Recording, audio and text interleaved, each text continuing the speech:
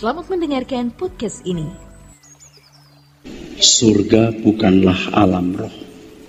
Memang Alkitab tidak mengungkap secara jelas kesannya. Dan Alkitab juga mengesankan tidak perlu menjelaskan realitas surga. Mengapa begitu? Surga itu berkeadaan seperti bumi kita. Tentu tidak ada kejahatan dan dosa. Tetapi hukum di dalam kerajaan surga nanti atau dunia yang akan datang nanti seperti bumi kita ini.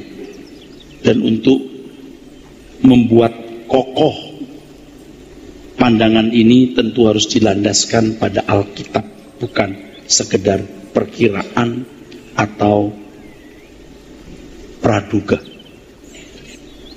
Banyak buku-buku dogmatika Kristen hampir tidak mencantumkan masalah surga ini. Hampir tidak ada. Ironis, saudara. Padahal surga itu menjadi tujuan akhir perjalanan hidup kita. Tapi terkesan Alkitab tidak banyak mengungkap rahasia ini. Alkitab mengesankan tidak perlu menjelaskan secara tajam, secara tajam mengenai surga. Mengapa? Saya telah menjelaskan bahwa surga itu pada dasarnya seperti bumi kita ini. Nah, pokok masalah mengenai surga ini dianggap misteri yang tidak akan terpecahkan. Dan saya mengerti kultur orang-orang teologi, sistematika berpikirnya, kalau sesuatu yang tidak jelas biasanya dihindari. Jadi tidak heran kalau buku-buku teologi jarang sekali mencantumkan mengenai surga ini, bahkan hampir tidak ada. Ya. Kalau ada buku-buku mengenai surga, pada umumnya itu berisi kesaksian. Kesaksian pengalaman pribadi yang sifatnya sangat subjektif, saudaraku. Dan itu tidak bisa dipertanggungjawabkan secara literatur, secara literal, secara Alkitab. Sebab pengalaman subjektif itu tidak boleh menjadi landasan. Ya. Landasan doktrin, landasan pengajaran. Nah, karena tidak ada informasi mengenai surga yang cukup, banyak orang memiliki konsep yang salah mengenai surga. Dan saya kira banyak di antara saudara-saudara sekalian memiliki konsep mengenai surga ini resapan dari agama-agama lain. Dan ini bisa menyesatkan. Bahwa surga digambarkan seperti sebuah tempat di mana pria-pria yang masuk ke sana ditemani 7 bidadari cantik. Ya. Ada lagi yang menggambarkan seperti Taman Eden yang buah-buahnya ranum sepanjang waktu, bebas dinikmati tanpa kerja, dengan hamparan rumput bak permadani. Nah, di pihak lain yang kita dengar dan mungkin juga merasuk dalam jiwa banyak orang adalah surga dipandang sebagai alam roh. Alam roh. Untuk ini kita harus mengerti dengan serius. Guna mengungkap rahasia ini kita harus belajar dengan serius mengenai surga. Kita akan menggali terus. Nah, apa yang saya paparkan ini karena hal yang bersifat baru, inovatif kalau menurut saya, tapi juga terkesan radikal. Mungkin saudara-saudara sekalian ada yang mulai resisten atau menolak. Tapi saya harap saudara tenang dulu, harus mengikuti dari pertama sampai akhir nanti, supaya kita memiliki frame atau bingkai yang lengkap. Kalau Anda memiliki frame atau bingkai yang lengkap, baru Anda bisa, ini yang paling tepat. Ya, ini. Ya.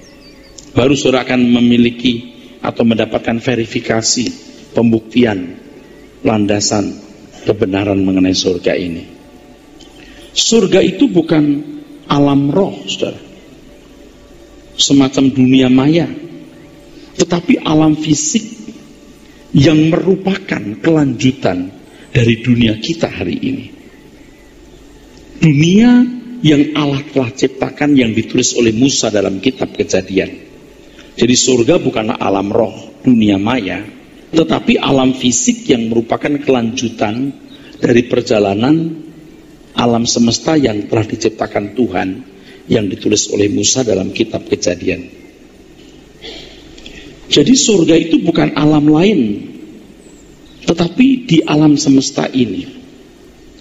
Logikanya, saudara, Tuhan hanya memiliki satu alam semesta, logikanya, di mana surga bagi manusia, ingat, surga bagi manusia termasuk ada di dalamnya. Sebagaimana Tuhan adalah esa, mono, maka alam semesta juga mono. Tidak ada alam semesta atau jagat raya lain dengan Tuhan lain atau Elohim yang berbeda. Jika ada semesta yang lain, kemungkinan besar ada makhluk lain dengan hukum-hukum yang berbeda dengan hukum jagat raya ini. Padahal Allah kita esa. Semesta ini hanya memiliki satu-satunya Allah Bapa dan satu-satunya Tuhan Yesus Kristus yang menciptakannya. Memang kita tidak bisa membongkar semua misteri mengenai Allah, tetapi yang kita harus pahami, saudaraku, yang kita harus pahami, bahwa di jagat raya ini, saudara, bahwa di jagat raya yang tidak terbatas ini, hanya ada satu Allah Bapa. Kalau Allah dipersoalkan, hanya ada satu Bapa. Ya, ini kalau dalam bahasa Ibrani diterjemahkan Elohim, Bapak dan punya satu anak. Kita tidak pernah tahu dan tidak perlu tahu, ya saudara, ada apa di balik fakta sebelum dunia dijadikan. Kita tidak perlu tahu dan tidak tahu. Tapi yang jelas adalah bahwa alam semesta ini hanya memiliki satu Allah yang esa, yang kita panggil Bapa. Bapa, dari Bapa keluar anak. Anak tidak diciptakan, keluar dari Bapa. Dan menurut Injil yang kita miliki, anak inilah yang menciptakan langit dan bumi. Tanpa dia, tidak ada sesuatu pun yang jadi. Tapi anak ini mengaku bahwa tanpa Bapa dia tidak bisa berbuat apa-apa. Nah, Bapa dan anak ini dalam satu lembaga yang disebut Elohim, inilah Allah. Suka tidak suka, terima atau tidak terima, kita mengakui ini.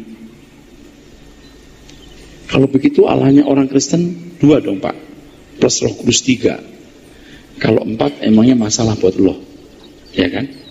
Kenyataannya memang hanya ada satu Allah Bapa. Dari Bapa ini melahirkan putranya yang tunggal. Putra yang tunggal ini menciptakan jagat raya yang kita huni hari ini. Dan Bapa dan anak ini satu dalam satu lembaga yang disebut Elohim. Sederhana. Itu. Jadi kita nggak mempersoalkan Allah kita 3 atau 2 atau 1. Kita nggak mempersoalkan. Kalau kita mempersoalkan itu, saudara, kita akan terjebak dalam kebodohan. Ya, kita terjebak dalam kebodohan.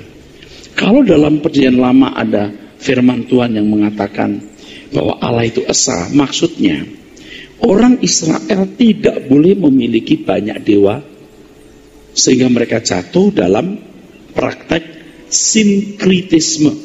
Ya. Praktek sinkritisme artinya memiliki banyak Allah. Ya. Sinkritisme. Ada dewa kesuburan, ada dewa perang, gitu. Kalau kita tidak memiliki banyak dewa, kita hanya punya satu Allah Bapa yang memiliki putra Tuhan Yesus Kristus yang menciptakan alam semesta. Memang di perjanjian lama hal ini belum diungkapkan, saudaraku. Ya.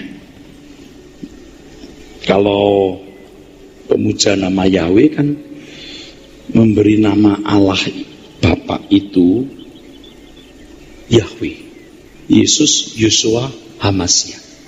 Kalau menurut saya Elohim, El itu the mighty, Him itu jamak. Jadi Allah Elohim itu jamak. Itu disebut Yahweh. Kenapa disebut Yahweh? Untuk membedakan adanya banyak Allah lain. Jadi Yahweh itu ya nama Bapak, ya nama anak. Untuk membedakan dengan Asitoret, Asera, Baal, Dagon, Moloch, Milkom, dan lain sebagainya. Untuk membedakan itu. Ini, jadi anak-anak kita pun harus mulai diajarkan begitu. Kita tidak perlu takut mengatakan Allah itu esa. Siapa? Allah semesta alam yang tidak pernah kelihatan. Itulah Bapa. Dari Bapa lahir, keluar Tuhan Yesus yang menciptakan bumi ini, langit dan bumi. Bagaimana kita menyembah? Kita menyembah dua-duanya karena mereka dalam satu lembaga yang disebut Elohim. Dan lebih jelas lagi ketika Tuhan Yesus menjadi manusia, kita menjadi saudara bagi Dia. Tuhan Yesus menjadi yang sulung, lebih jelas lagi. Dia menjadi majikan kita. Dia menjadi Tuhan. Jadi Tuhan pun bagi kemuliaan Allah Bapa, bukan bagi dirinya sendiri. Nah, ini kalau bicara begini mesti ngomong lagi soal Allah Tritunggal. Saya suka tergoda di situ. Nah, di sini saya mau menegaskan supaya Anda tahu bahwa kalau Allah kita mono, jagat raya juga mono. Tapi ingat tadi, jangan coba bertanya ada apa sebelum adanya langit dan bumi. Kita tidak perlu tahu. Siapa sih kita? Kok mau nanya-nanya? Kalau buat saya tidak perlu tahu dan tidak mungkin kita bisa tahu. Ada hal-hal yang tidak boleh kita lakukan sebagai sikap hormat kita kepada Tuhan. Artinya, Tuhan sebenarnya sebelum langit dan bumi diciptakan ada apa ya? Kamu siapa nanya-nanya begitu? Ada lagi begini, Yesus itu diciptakan atau tidak? You tidak berhak mengatakan itu, karena Dia pencipta kita. Ada tata krama juga. Tapi kalau para teolog kadang-kadang udah pakai otaknya begitu rupa sampai gak punya tata krama loh. Nah, sekarang kita punya kesantunan terhadap Tuhan, ya. Nah, banyak orang memiliki pemahaman yang keliru tentang surga. Surga dipahami sebagai alam roh yang segala sesuatunya sangat berbeda dengan dunia nyata kita hari ini. Jadi mereka berpikir surga itu keadaan yang bersifat rohani. Sedangkan rohani apa juga tidak jelas deskripsinya. Alam roh. Sehingga yang tinggal di surga itu makhluk-makhluk yang memiliki tubuh roh pula. Tubuh roh itu tidak bisa bersentuhan dengan alam fisik atau tidak dapat berinteraksi dengan alam fisik. Dikenal sebagai tubuh maya. Pandangan ini keliru. Sebab surga bukanlah alam roh yang hanya dihuni oleh roh-roh atau tubuh maya. Surga memang ada roh, yaitu para malaikat. Alkitab mengatakan malaikat itu roh-roh yang melayani. Tetapi surga itu sebenarnya adalah kelanjutan dari alam semesta yang kita huni hari ini. Ini kalimat penting dan nanti akan terus ditegaskan maksudnya. Bahwa surga sebenarnya adalah kelanjutan dari alam semesta yang kita huni hari ini. Jangan Anda memikirkan adanya lompatan dari alam fisik ke alam yang lain. Tidak. Di alam yang sama, tapi di tempat yang berbeda. Tuhan Yesus menunjukkan tubuh kebangkitan adalah fisik seperti manusia hidup, bukan berbentuk roh atau semacam tubuh roh. Waktu Tuhan berkata ya kepada murid-muridnya yang ketakutan karena Tuhan tiba-tiba menampakkan diri ketika murid-murid berkumpul, Tuhan berkata, ini aku, pegang tanganku, ini aku bukan hantu. Saya tidak tahu kenapa diterjemahkan hantu dalam bahasa Indonesia. Padahal dalam terjemahan aslinya pneuma. Mestinya diterjemahkan aja roh. Aku bukan roh, mestinya gitu. Ya, pneuma dalam bahasa Latin, terjemahan Alkitab bahasa Latin Vulgata diterjemahkan spiritus. Ya, spirit. Tuhan berkata, aku bukan roh tapi tubuh. Bila surga dipahami sebagai alam roh, maka konsekuensinya tidak perlu ada kebangkitan. Nggak perlu ada kebangkitan. Di dalam Alkitab kita menemukan begitu banyak pernyataan mengenai kebangkitan. Bahkan Paulus sendiri berkata, ini yang kuinginkan, dibangkitkan dari antara orang mati. Kebangkitan dari antara orang mati. Kebangkitan. Kalau surga alam roh, tidak perlu ada kebangkitan. Manusia tidak perlu dibangkitkan. Sebab dengan tubuh roh bisa menghuni surga. Di sini kita sering menemukan kesan surga adalah suatu dunia ciptaan baru yang tidak berhubungan dengan dunia hari ini. Hal ini bisa mengarahkan pemikiran pada realitas bahwa Tuhan akan menciptakan dunia lain atau alam semesta lain. Jika demikian, seharusnya cara Tuhan Yesus naik ke surga tidak seperti Kisah Rasul pasal 1. Kisah Rasul pasal 1, Tuhan Yesus naik ke surga itu fisik sampai awan menutupnya. Saya ulangi saudaraku, sering kita berpikir bahwa surga itu seperti alam lain, dunia lain. Seakan-akan Tuhan menciptakan realitas alam semesta lain selain alam semesta yang ada sekarang ini. Jika demikian, Tuhan Yesus naik ke surganya mesti menghilang. Alam lain. Tapi rupanya Tuhan Yesus tidak begitu, dia naik. Awan menutup. Pak Eras bisa aja mengada-ada. Tentu dasarnya bukan hanya ini. Nanti banyak hal yang saya akan ucapkan sebagai landasan, dan nanti kita akan belajar terus. Bukan hanya satu kalimat, bukan hanya satu fenomena untuk melandaskan gagasan ini atau kebenaran ini. Ini belum Tuhan bicara soal nanti makan dan minum. Coba, Anda percaya makan minum itu makan minum apa? Tuhan Yesus berjanji pergi untuk menyediakan tempat bagi kita. Cara Tuhan Yesus pergi dengan terangkat secara fisik, memberi pesan bahwa ia ada di semesta ini, tidak menghilang. Dia menuju semesta yang sama, tetapi di tempat yang berbeda. Semesta yang sama, tapi di tempat yang berbeda. Bila surga adalah alam roh, maka surga adalah suatu keadaan misteri yang tidak dapat dimengerti sama sekali oleh pikiran kita. Sebuah dunia dengan dimensi yang berbeda sama sekali dengan dimensi bumi kita ini. Dunia misteri yang menyimpan berjuta rahasia yang tidak dapat dimengerti sama sekali. Coba pikir, apakah Tuhan kira-kira punya karakter itu? Tidak mungkin Tuhan membawa manusia ke arah tujuan yang tidak jelas. Bila surga adalah alam roh, maka surga adalah suatu keadaan misteri yang tidak dapat dimengerti sama sekali oleh pikiran manusia, pikiran kita.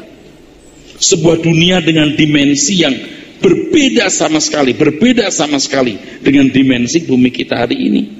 Ya, sebuah dunia misteri yang menyimpan berjuta rahasia yang tidak dapat dimengerti sama sekali. Kira-kira apakah Tuhan itu punya karakter begitu, mengarahkan kita ke satu tujuan yang tidak jelas? Abraham diperintahkan keluar Ur Kasdim, Ibrani 11. Saya suka loh Ibrani 11 itu. Dan saya akan bicara terus di sini. Ini kekuatan kita, kekuatan suara kebenaran. Abraham itu tidak tahu arahnya kemana, tapi bukan tidak tahu apa jenisnya loh. Abraham tidak tahu kemana arahnya, betul, tapi bukan tidak tahu apa jenisnya. Pergi kamu ke negeri yang akan kutunjukkan kepadamu, kata Tuhan kepada Abraham. Pasti pemahaman Abraham tentang negeri itu seperti Ur Kasdim.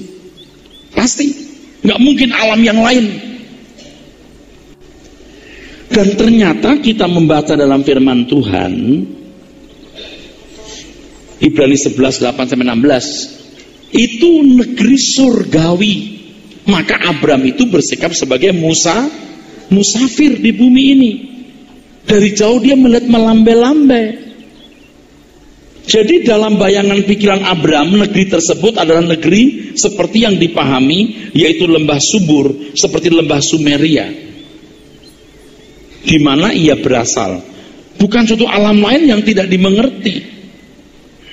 Nah, adapun kalau di Kisah Rasul pasal 1, ketika murid-murid berkata, Tuhan, kapan Engkau memulihkan kerajaan bagi Israel? Tuhan berkata, waktunya Bapak yang akan menentukan, belum sekarang. Itu bukan berarti kerajaannya itu berbeda. Ada pemerintahan, tetapi pemerintahnya bukan di bumi ini. Tidak seperti bumi yang penuh intrik-intrik kejahatan. Begitu saudara-saudara. Tuhan tidak pernah memberikan kesan kepada kita satu dunia lain loh. Tidak pernah loh memberikan kesan itu. Tidak pernah. Anda perhatikan itu. Kitanya yang menciptakan sendiri di alam pikiran kita. Logikanya, Tuhan tidak akan menyembunyikan suatu realita yang begitu penting, yang menjadi tujuan perjalanan hidup kita satu-satunya. Nah, oleh karena surga berkeadaan seperti bumi yang telah diciptakannya Dia, yaitu suatu alam fisik dengan predikat sungguh amat baik, maka Tuhan tidak perlu menjelaskannya lagi.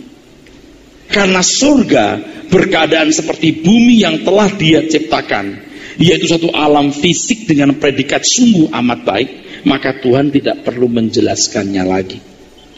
Saya ulangi, karena surga berkeadaan seperti bumi yang telah Dia ciptakan, yaitu alam fisik dengan predikat sungguh amat baik, maka Tuhan tidak perlu menjelaskan surga itu macam apa. Seakan-akan Tuhan berkata, kamu sudah tahu. Nanti saya juga akan singgung begini, saudaraku sekalian. Ini langsung dulu ke sini. Ketika Tuhan merancang langit dan bumi, tidak mungkin Tuhan merancang ini dengan kualitas 2. Pasti ini terbaik, the best. Seandainya manusia tidak jatuh dalam dosa, inilah surganya manusia. Inilah surga itu. Jangan berpikir begini loh. Manusia telah jatuh dalam dosa, ini terkutuk, jadi ya Tuhan ciptakan yang lain lah. Atau Tuhan sudah tahu manusia akan jatuh dalam dosa, kita bikin KW2 aja. Nanti kalau ada surga KW1, tidak mungkin. Kalau manusia tidak jatuh dalam dosa, inilah surganya manusia. Nah, makanya apa itu surga? Apa sih surga itu? Nah, ini kan mesti dibedah. Saya berkali-kali ngomong surga itu apa, ya. Nanti kalau sempat saya singgung lagi, ya. Itu resapan dari agama lain membuat saudara jadi kacau, itu begitu.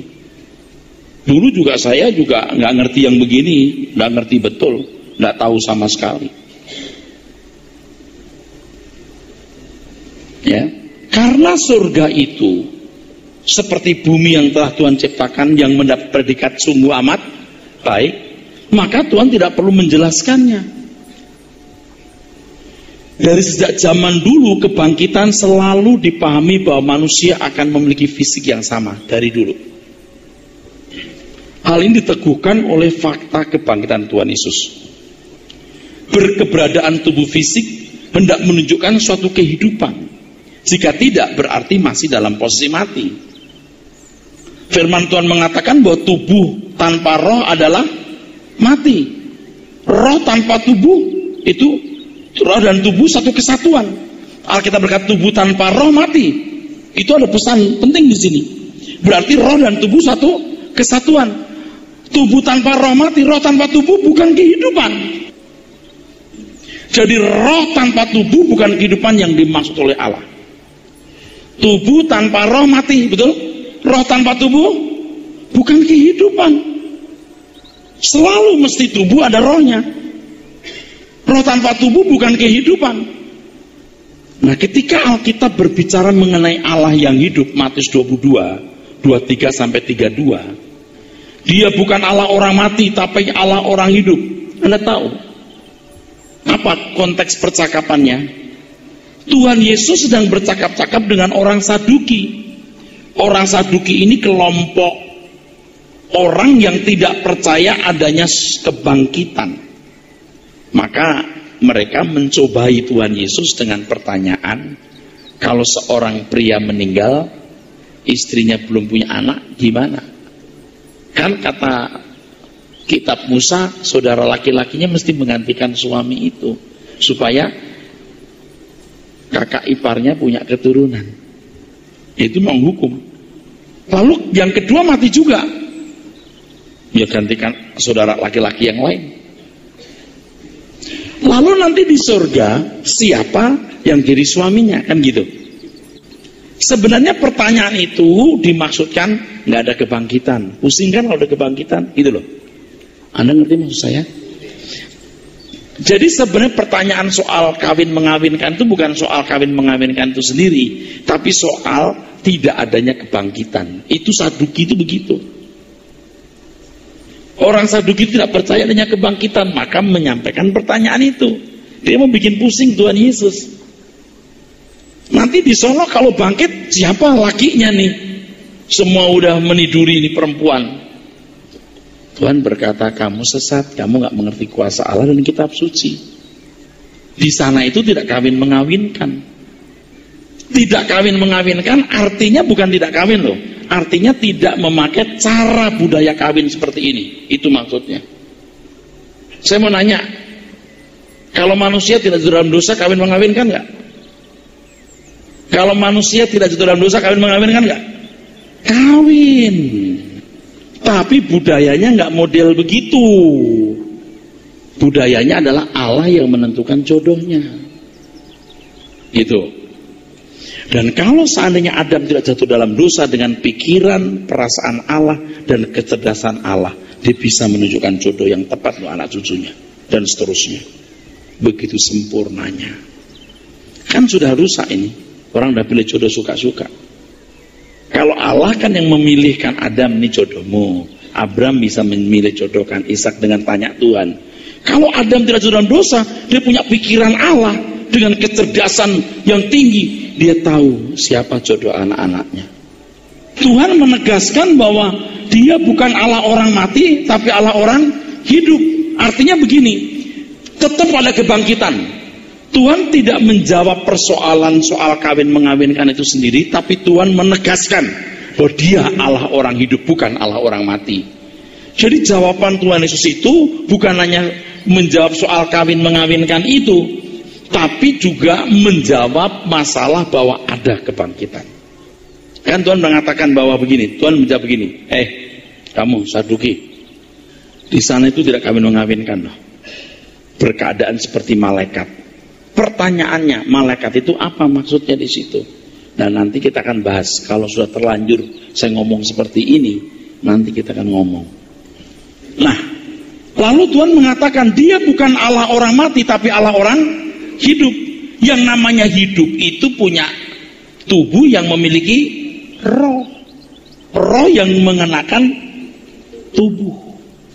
Surga itu tempat orang-orang hidup tinggal menetap. Tempat atau dunia orang yang sudah dibangkitkan, bukan tempat tinggal orang mati. Makanya di Alkitab ada pengangkatan. Artinya orang-orang yang masih sisa nanti ketika Tuhan datang diubah dalam sekejap. Itu peristiwa yang dahsyat, satu-satunya yang akan terjadi dan tidak pernah terulang. Itu di akhir zaman. Baru diangkat, dipindahkan. Arba someta dipindahkan. Dengan tubuh bumi ini akan menjadi lautan api, gitu saudara-saudara. Jadi kebangkitan itu sebuah realitas, dan demonstrasi mengenai kebangkitan ini kan telah ditunjukkan oleh Tuhan Yesus. Ia makan dan minum di hadapan mereka. Tuhan mengatakan, mana ada ini ikan, ada roti, lalu makan depan mereka. Dan ingat Tuhan Yesus berkata apa sebelum naik ke surga? Aku tidak akan minum anggur ini sampai di kerajaan Bapa. Itu minum bener. Kamu akan makan minum semeja dengan aku. Makan bener. Bapak Ibu bisa ngeliat nggak tubuh kita dan ada jutaan enzim. Betul nggak? Luar biasa kan saudaraku. Itu luar biasa loh. Kalau nggak salah 5.000 enzim. Ada triliunan sel. Itu luar biasa. Bisa begitu hebat tubuh kita ini. Ini pattern yang sempurna. Ini ciptaan yang sempurna. Ini akan diulang lagi nanti saudaraku. Kalau manusia berdosa itu telomernya atau kayak baterai itu bisa mati. Anda makan tidak baik, itu mati. Orang sakit pada umumnya bukan karena kutuk, tapi akumulasi cara makan dan gaya hidup. Jangan dikit-dikit kutuk ya. Ada orang yang sakit karena kutukan, setuju. Tapi pada umumnya karena akumulasi makan yang diasup dan gaya hidupnya. Nanti di surga ada ketertiban yang luar biasa di mana kita tidak punya telomer yang mati. Sel berganti terus secara terus menerus. Itu sempurna saudara. Saya tidak tahu bagaimana orang-orang jadi bodoh seperti pandangan Plato. Kalau Platonis itu kan pandangannya alam roh itu berkualitas, alam fisik itu rendah. Itu Platonis. Plato punya pandangan demikian. Kristen tidak mengajarkan begitu. Fisik itu juga bernilai, saudaraku. Fisik itu bernilai. Plato tidak pernah hidup pada zaman sekarang dan memahami betapa ajaibnya tubuh manusia itu. Betapa ajaibnya metabolismenya. Hewan, tanaman, betapa ajaibnya, saudaraku. Makanya Plato begitu sembarangan berkata alam roh lebih baik dari alam fisik. Padahal alam fisik itu Tuhan yang ciptakan dan Tuhan berkata sungguh amat baik. Ya, Plato sesat di situ. Tapi para filsuf menyenangi Plato. Kalau kita belajar Alkitab, tidak ada apa-apanya Plato. Saya khawatir nanti di surga kita nggak ketemu Plato. Tapi mungkin juga bisa ketemu, kita nggak tahu ya. Surga itu real, nyata secara fisik, bukan alam roh yang tak tersentuh dengan tubuh jasmani. Kelanjutan dunia hari ini maksudnya Tuhan tetap menggunakan fasilitas alam semesta jagat raya yang nyata secara fisik sebagai samayim atau oranos. Samayim itu bahasa Ibrani, oranos itu bahasa Yunani untuk manusia. Mengapa Tuhan menggunakan fasilitas alam semesta ini, bukan alam yang lain seperti yang biasanya dipahami kebanyakan orang, yaitu sebuah tempat di alam roh? Nah, untuk menjawab pertanyaan ini harus dijelaskan bahwa alam semesta ini sudah sungguh amat baik. Segala sesuatu yang dijadikan Tuhan di sini dan seluruh tatanan alam semesta ini sebenarnya sudah sempurna. Dan saya tidak habis-habisnya menjelaskan hal ini, saudaraku. Harus pakai logika yang sehat. Kita bersyukur karena kita hidup di akhir zaman. Kita bisa membaca ilmu pengetahuan begitu lengkap, lebih daripada Thomas Aquino, Agustinus, Martin Luther, Zwingli, Melanchthon, tokoh-tokoh teologi di abad-abad sebelum kita, saudara. Kalau kita tinggal di bumi, saudara, ini bumi. Bumi punya orbit, setuju? Punya orbit kan? Dan orbitnya tetap itu. Dia tidak akan sedikit meleset beberapa kilo bisa bahaya. Karena ada planet lain juga punya lintasan, punya orbit juga. Ya, kalau ini matahari, ini bumi, ada Mars dan lain sebagainya, punya lintasan yang berbeda, saudaraku. Dan herannya itu ya nggak tabrakan. Kan ada lintasannya ya. Ada yang makin jauh, ada yang makin dekat, ada yang dekat, ada yang makin jauh. Dan itu enggak sini siksak, enggak bisa. Mereka punya kekuatan magnet yang sudah permanen. Itu hebat tuh, saudara. Itu hebat sekali loh. Itu hebat. Lintasannya itu tidak bergeser. Nah, bumi tidak mungkin lepas dari planet lain kan? Ini kalau matahari di sini, saudara. Ya, ini kan planet-planet punya lintasan sendiri, saudaraku ya. Punya lintasan. Nggak mungkin disiksak nabrak-nabrak, tidak. Ada yang makin jauh ya. Matahari di tengah sini. Bumi tidak mungkin terpisah dari planet lain. Tidak mungkin terpisah dari matahari. Lalu di sini ada matahari lagi nih, matahari lagi sini. Ada juga planet-planetnya, juga seperti ini. Pasti nggak nabrak juga. Di sini ada matahari lagi nih. Di sini ada matahari lagi. Jumlahnya 200 miliar. Di satu gugusan yang namanya galaksi Milky Way atau Bima Sakti. Galaksi Milky Way ada Andromeda, tetangganya ada galaksi lagi yang punya matahari miliaran juga. Pasti tidak mungkin terpisah.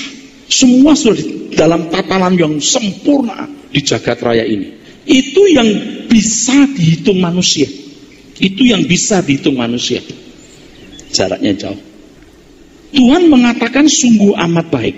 Pasti bukan hanya bumi, pasti termasuk matahari, termasuk matahari yang lain. Matahari ini sebenarnya namanya bintang.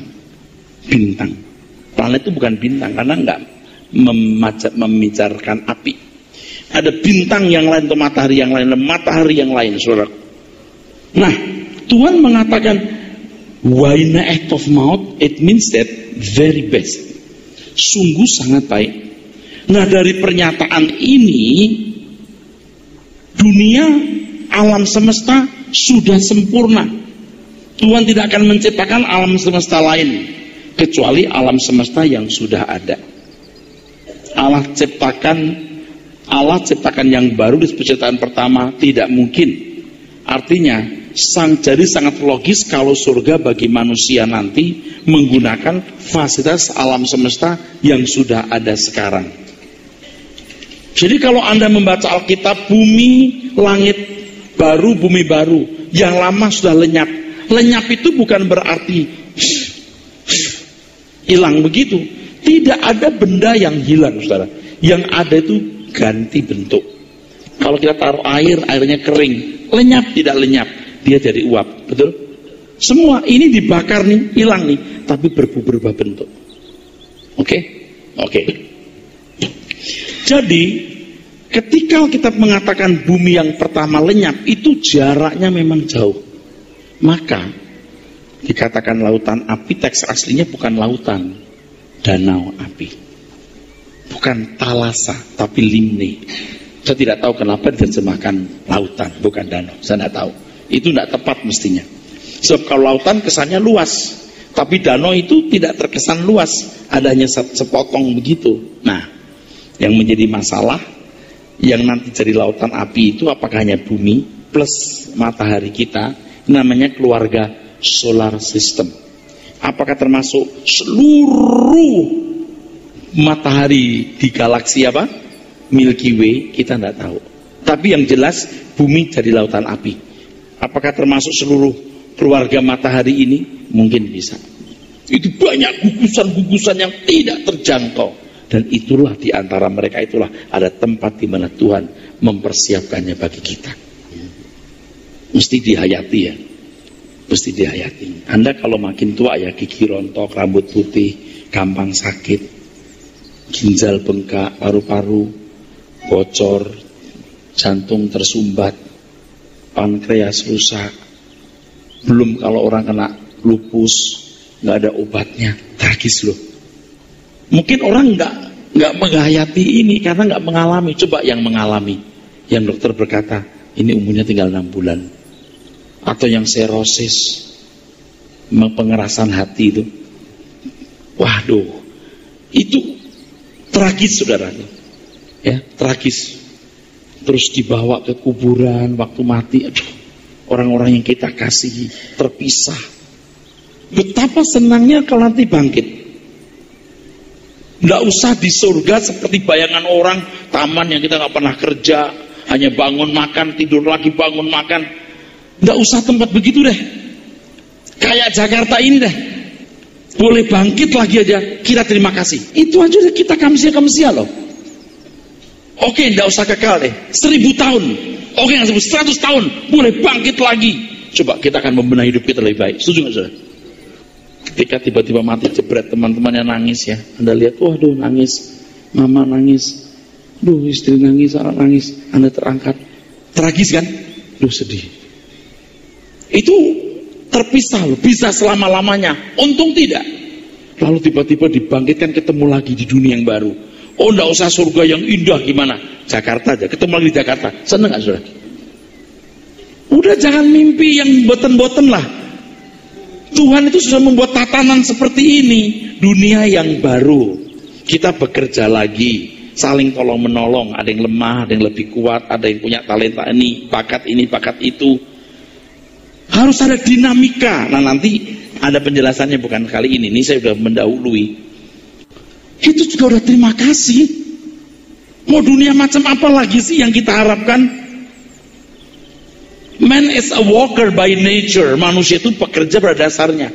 Orang kalau nggak bekerja juga nggak enak. Nanti di surga kalau kita nggak kerja, kita bisa mati loh. Tiap hari bangun tidur makan mati kita. Kayak di asrama itu loh. Nyanyi lagi, masuk asrama tidur. Nyanyi lagi, terus kebaktian, masuk lagi asrama. Nggak usah 3 tahun, 3 bulan bisa gila kita. Tapi kalau kita mengelola alam semesta yang baru, bikin jembatan, kita membuat tanggul-tanggul yang bagus di pantai, kerja lagi. Dengan bekerja fisik bergerak, kita punya metabolisme hidup, bisa lapar, kalau lapar makan enak. Itu semua mekanisme yang sempurna yang Allah ciptakan. Kalau manusia tidak dalam dosa juga begini.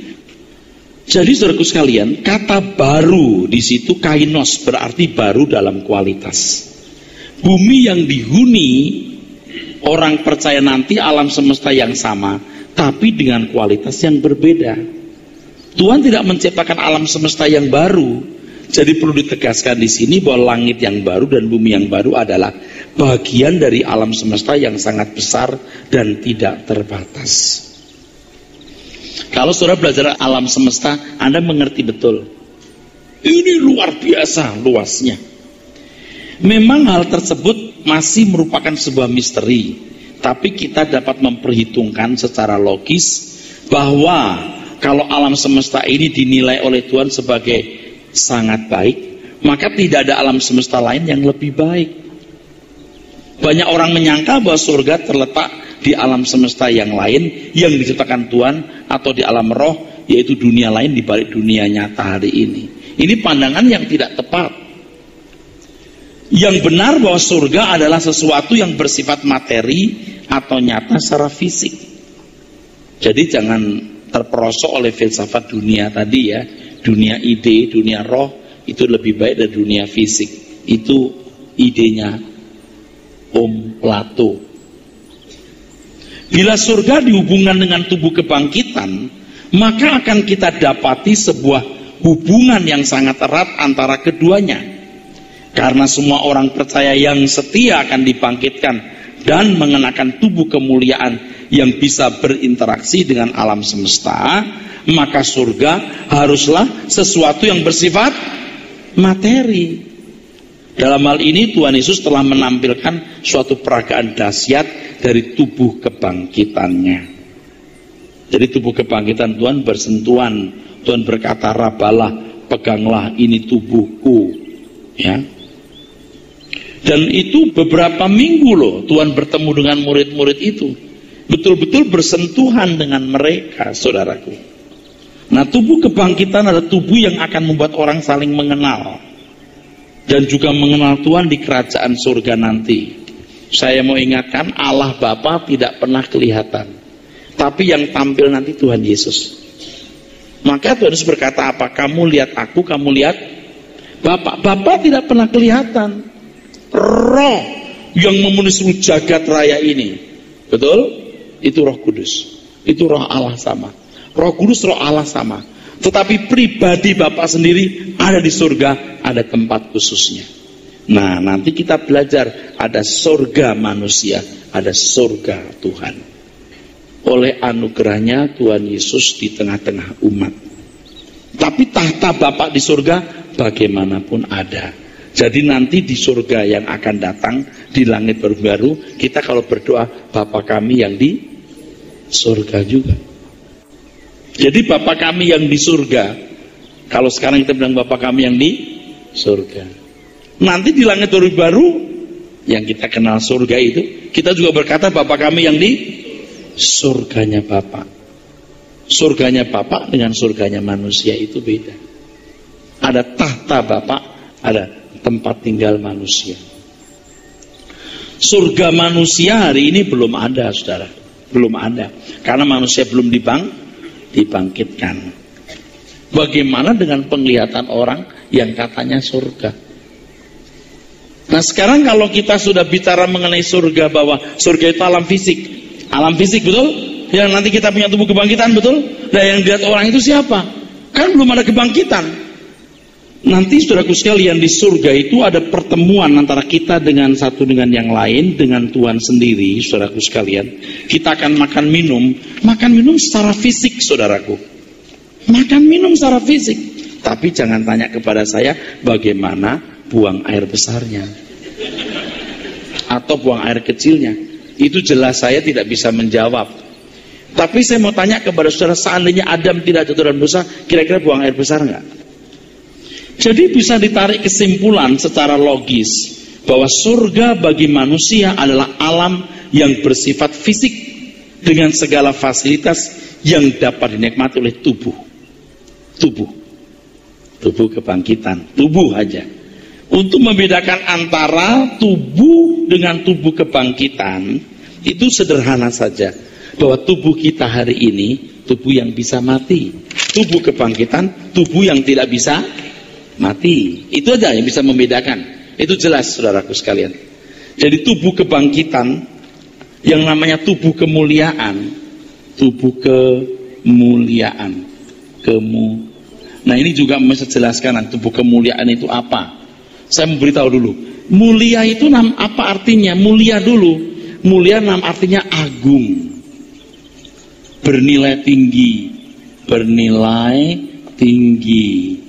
Jadi tubuh kemuliaan artinya tubuh yang bernilai tinggi. Tubuh kita ini tubuh yang tidak bernilai tinggi, itu saja.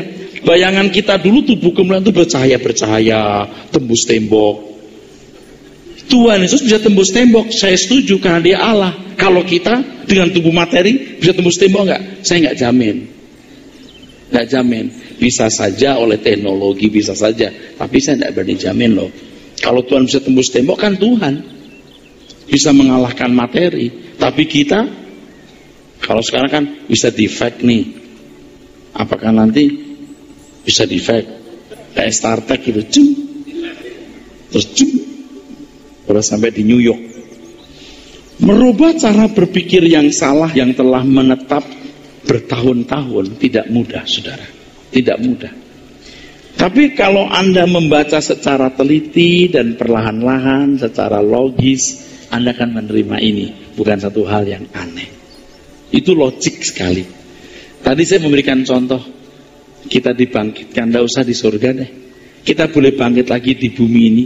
Udah kamsia. Buktinya begini, saudara. Ini penting. Buktinya kalau orang sakit dia bayar berapapun, cuman supaya hidup, betul nggak? Apalagi kalau saudara boleh hidup lagi tanpa sakit. Nggak usah di surga deh, di Jakarta aja. Kita udah kamsia.